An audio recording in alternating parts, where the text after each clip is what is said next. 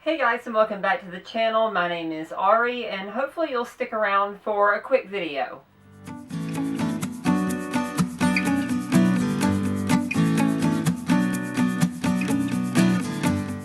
So guys, I hadn't planned on doing this video. This is very much so spur of the moment. I just got back in my house. I had to run out to the grocery store to pick up a few things that I needed for around the house. And as is usual, I flip on the radio as soon as I get in the car. Now, I like a big mix of music. There's a little bit of everything. But I have a background that is very much so a strong faith background. So I enjoy contemporary Christian music. So that's normally I'll end up flipping over there as I'm flipping back and forth through. And since that was the last channel, last station that I had it on, that was what was the first thing to come up. And I found myself a little bit frustrated all over again. I'd started noticing probably a year ago, and maybe it's just because I was listening more because I was in the process of transitioning, but I bet you I can't go through a full week if I listen to the radio, Christian radio, for just a few minutes every day. I wouldn't be able to go through a full week without hearing some piece, some commentator attacking trans people.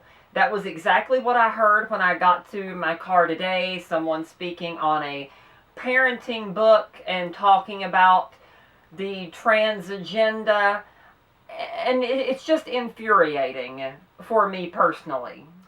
So to those Christians that might be out there, especially that subset of Christian, just a little message for you. The fact of the matter is no, I am not a regular churchgoer. I spent most of my life being a very regular member of a church, and I was an active member of a church. But there's a reason why I now am not that regular in going. And a big part of that is because the number of LGBT-friendly churches, while they've certainly increased, are not all that high. Now, yes, I have one that I go to, but it's a good 2-hour trip, and some Sunday mornings I'm just not filling up to 4 hours of driving just to get there. Now, they are a phenomenal group of people. Absolutely adore them. You couldn't want for a better group of people.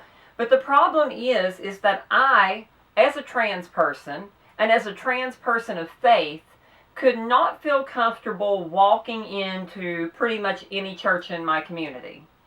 That is really ridiculous. And it's not just ridiculous from the perspective of a trans person, but as a Christian, it is absolutely absurd, because what you're doing is you're pushing the LGBT community right out the door.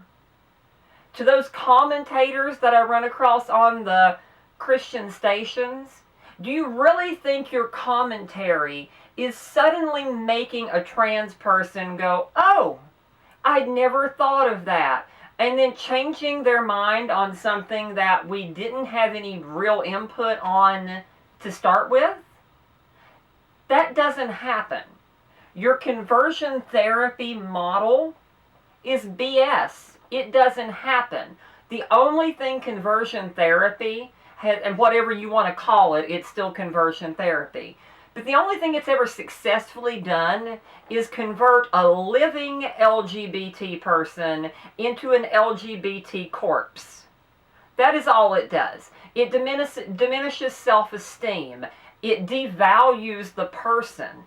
And what you're doing is not respectful to the image of God. You want to talk about being made in the image of God, but you acknowledge that we're all made in the image of God. And yet, you disrespect our very being, the people that we know God created us to be. And the most irritating thing about even running across these people on the radio is while they may have a PhD in religious studies, never anything scientific or legitimately medical, but They have no idea what they're talking about. They believe that if you pick out your Christian morals and you raise your family in that way, then that will make sure that your child doesn't turn trans, without understanding that trans people come from such varied backgrounds.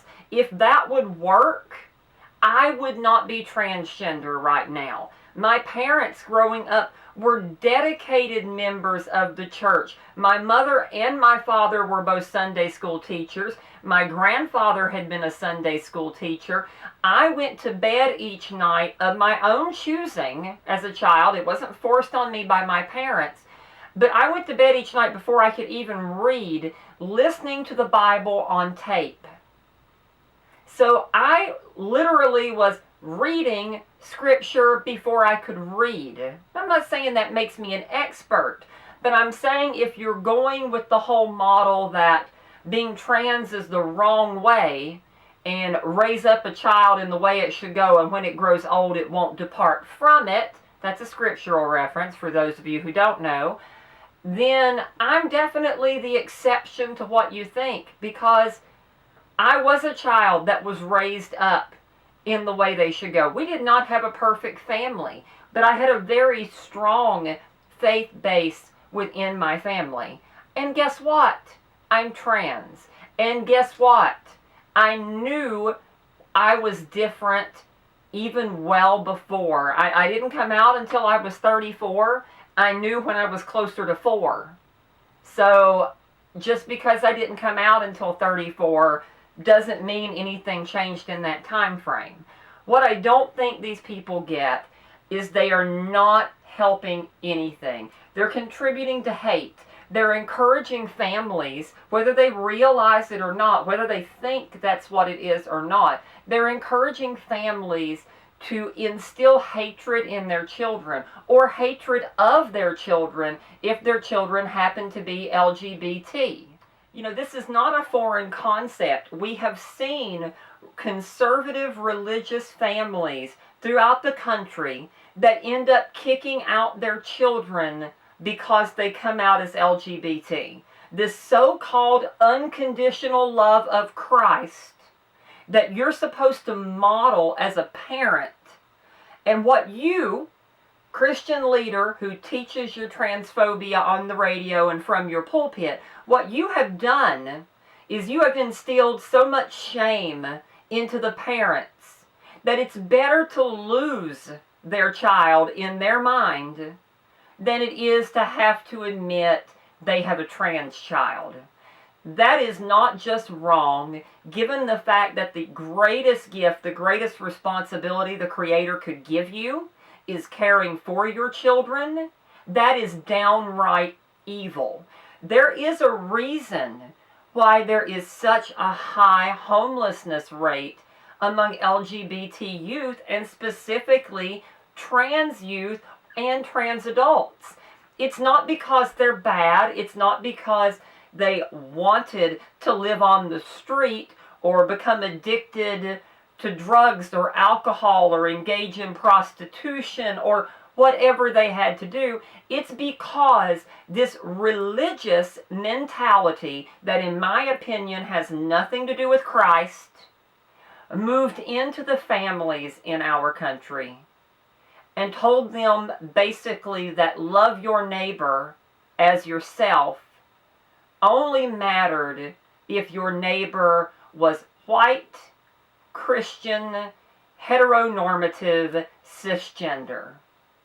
That is wrong and it's evil. So if you're hitting on the radio all the time, if you're running across this like I do, I feel for you.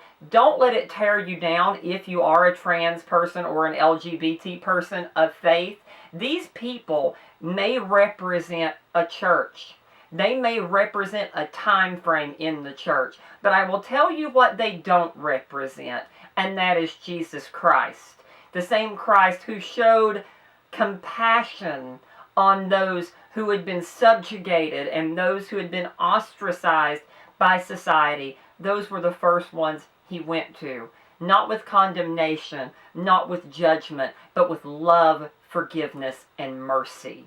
So anyway, that is my rant that just kind of popped in my head today and got me a little infuriated. I thought I would share it with you. So my quote from Kesha is, "Don't let the bastards get you down." And that includes those religious bastards who, and I say bastard, and it's a perfect way of putting it, because they don't know who their Father is. They don't understand who Christ is and who God the Father is the way they react. Don't let them pull you down.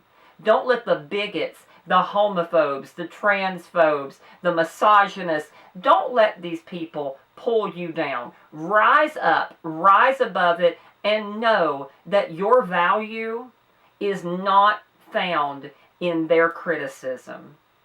That's it for today, guys. I will see you guys at the next video. Yeah, I think that's pretty much it. Bye-bye.